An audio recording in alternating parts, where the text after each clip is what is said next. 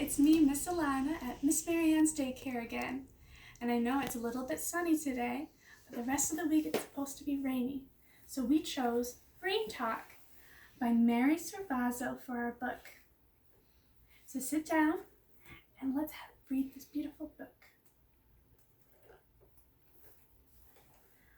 Plump go the first fat raindrops.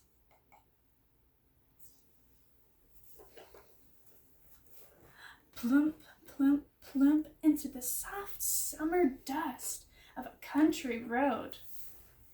Each little drop digs a dark little hole, and the smell of wet dust tickles my nose.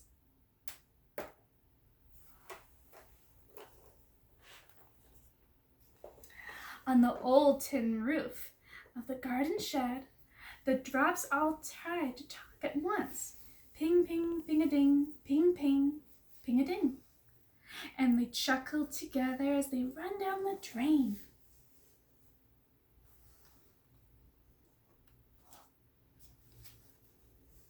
It's raining harder now. Listen to the plip, plip, plip as it speckles the smooth surface of the pond. To Mother Duck, that says, time to go for a swim. Look at the little baby ducks following their mummy.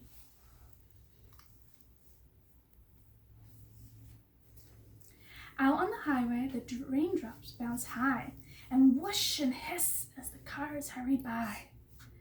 Headlights are coming on, reaching out to catch the silvery slants of rain. Now all I can hear is the bop, bop, bop of rain thumping on my umbrella and dropping and dripping all around.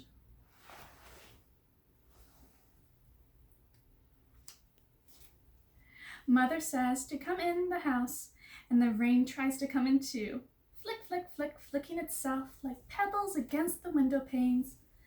I'd rather stay outside. And it looks like the dog would too. When I've had my supper and bath, I lie in front of the fire, and now and then a raindrop slips down the chimney to spit and sizzle on the log. I'm getting very sleepy here.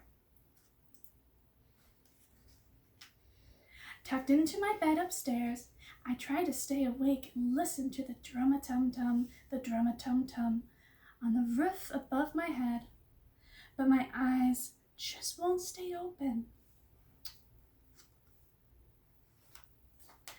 Tomorrow I may find the rain all gone, with only a sparkle still caught in a spider web or a flower. But I'll look first for a rainbow.